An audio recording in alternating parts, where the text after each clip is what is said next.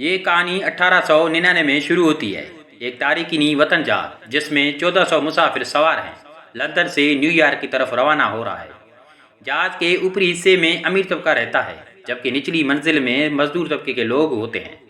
अगरचे इनका समाजी मर्तबा मुख्तलिफ है लेकिन इन सब का मकसद एक ही है, बरतानिया छोड़कर अमेरिका में नई जिंदगी का आगाज करना। लेकिन अभी आधा सफ़र भी मुकम्मल नहीं हुआ था कि अमले को मुसलसल मदद के सिग्नल मौसूल होना शुरू हो गए। सिग्नल में सिर्फ एक कोऑर्डिनेट था। उस रफ्तार से वहां पहुंचने में सिर्फ 7 घंटे लगते।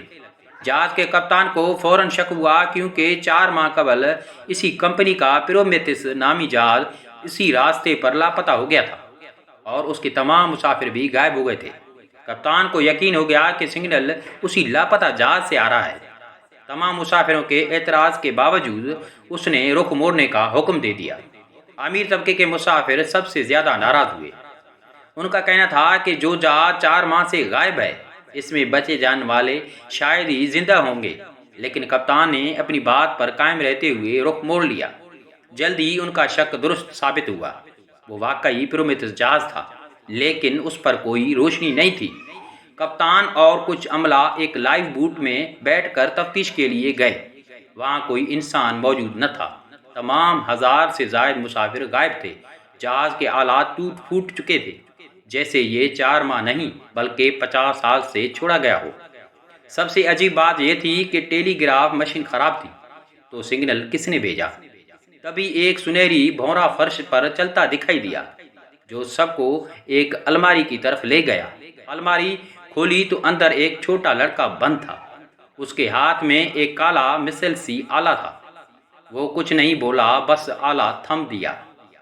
मोरा नामी खातून उस लड़के को जहाज पर वापस ले आई, लेकिन उसी लम्हे से जहाज पर अजीब वाक़यात होने लगे। कंपास खराब हो गए। कप्तान को मुर्दा बेटी की आवाज़ें आने लगी और जब उसने कमरा खोला तो उसे बेटी नजर आई, मगर फौरन सब कुछ आग में जलकर राख हो गया। कप्तान सुनहरी भौरे के पीछे चमनी में दाखिल हुआ तो एक खुफिया सिरिंग मिली जो सीधी उसके कमरे में खुलती थी। उसी दौरान कंपनी के हेडक्वार्टर से हुक्म आया, प्रोमेथियस जहाज को हर हाल में गर्क कर दो। कप्तान हैरान रह गया। जहाज पर कोयला भी कम था, इसलिए उसने फैसला किया दोनों जहाज़ों को वापस लंदन ले जाया जाए। मगर समंदर पर अचानक धुंध छा गई और दोनों जहाज वहीं रुक गए। मज़ीद तफ्तीश के लिए कप्तान और मोरा दोबारा प्रोमेथियस पर गए, जहां उन्हें एक मुसाफिर फहरिस्त मिली। उसी दौरान असल जहाज पर मुसाफिर पुरस्कार अंदाज में मरने लगे। न खून न जख्म, बस मरे हुए मिलते। अफवाहें फैली कि ये सब कुछ इस पुरस्कार लड़के की वजह से है। उसे तलाश करने के लिए बगावत शुरू हुई। मोरा ने पहले ही लड़के को ढूंढ लिया, मगर वो अब भी खामोश रहा। बस एक बार फिर भौरा निकला और सबको एक खुफिया रास्ते पर ले गया। जब वो बचने के लिए लाइफ बोट पर जाने लगे तो हुजूम ने हमला कर दिया और लड़के को समुद्र में फेंक दिया। मोरा सदमे में थी। कप्तान ने मुसाफिर फहरिस्त दिखाई जिसमें मोरा का नाम भी था। मोरा को कुछ याद नहीं था। तभी अलमारी फिर से खुली और वही लड़का दोबारा बाहर निकल आया, जिंदा सलामत। सब खौफजदा हो गए। उसे दोबारा अलमारी में बंद कर दिया और मोरा पर बंदूक ताली। गोली चलाई गई, मगर एक शफाफ दीवार ने वक्त रोक दिया। सब जम गए, सिर्फ मोरा चल सकती थी। उसने गोली हवा से निकाली और लड़का एक बार फिर बाहर आ गया। फिर खतरनाक बात हुई। सायरन बजने लगे और टिक टिक की आवाज़ आई।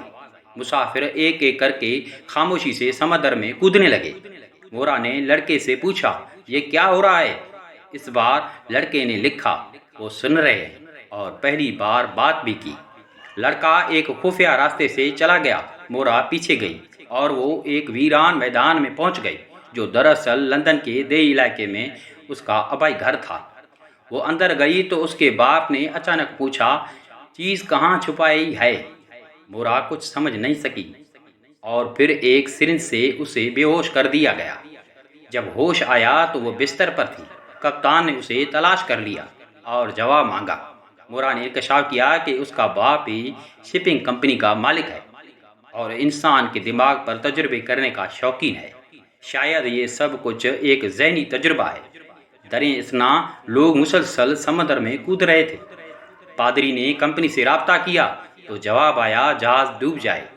اصل میں کمپنی کا نائب کپتان مورا کا باپ کا ایجنٹ تھا۔ اس نے پادری کو ایک آلے سے بے ہوش کر دیا۔ پھر جیسے ہی ٹک ٹک بند ہوئی لوگوں کی خودکشی بھی رک گئی۔ اب جہاز پر چند لوگ ہی بچے تھے۔ اسی وقت ایک شخص نمودار ہوا، نام تھا ڈینیل، جو اس پراسرار لڑکے کا ساتھی تھا۔ اس نے بتایا کہ اصل میں ہمیں یہ جہاز ڈبونا ہے، نہ کہ پیرومیتھس کو۔ ادھر مورا کا باپ نگرانی کر رہا تھا، حالانکہ یہ 1899 ہے اور نگرانی کی ٹیکنالوجی 1968 میں آئی تھی، تو یہ سب کیسے ممکن ہے؟ مورا اور کپتان دوبارہ اس محل میں پہنچے اور ایک دیوار توڑی تو پیچھے جہاز کی دیوار نکلی، یعنی وہ سب ابھی بھی جہاز کے اندر ہی تھے، نہ کہ کسی اور دنیا میں۔ جب مورا ایک عجیب چیز کو چھونے لگی تو ڈینیل نے روکا۔ کپتان کو شک ہوا اور اسے قید کر دیا، مگر ڈینیل نے ایک آلے سے اسے جنگل میں بھیج دیا۔ ڈینیل نے مورا کو سمجھانے کی کوشش کی کہ وہ دونوں 12 سال پہلے شادی کر چکے ہیں اور یہ سب ایک فریب ہے تاکہ وہ اس تجربے سے باہر نکل سکیں۔ مورا کو کچھ یاد آنے لگا اور اس نے غصے میں ہوا میں بندوق پھینکی تو وہاں ایک شفاف دیوار میں دراڑ پڑ گئی۔ پیچھے پھر سے جہاز کا ڈھانچہ تھا، سب کچھ جعلی تھا، بس ایک ذہنی تجربہ۔ دوسری طرف کپتان جو غائب ہوا تھا، جب واپس آیا تو وہ پیرومیتھس جہاز پر تھا۔ جہاز سینکڑوں ویسے ہی جہاز کھڑے تھے اور ایک طوفان آ رہا تھا، لیکن اب کوئی بھی جہاز چلانا نہیں جانتا تھا۔ مورا سب کو کہتا ہے کہ جلدی سے کپتان کو تلاش کریں۔ وہ ڈینیل کے کمرے میں موجود خفیہ راستے سے اس پراسرار شخص کے بارے میں جاننے نکلتا ہے۔ وہ ایک جانی پہچانی جگہ پر پہنچتا ہے جہاں اسے کچھ یاد آنا شروع ہوتا ہے۔ وہ جگہ دراصل ان کا پرانا گھر تھا جہاں وہ اور ڈینیل کبھی ساتھ رہتے تھے، اور وہ چھوٹا لڑکا ان کا بیٹا تھا۔ دوسری طرف قلعے میں قید ڈینیل ایک راستہ نکال لیتا ہے، دیوار توڑ کر خفیہ سرنگ سے واپس جہاز پر پہنچتا ہے۔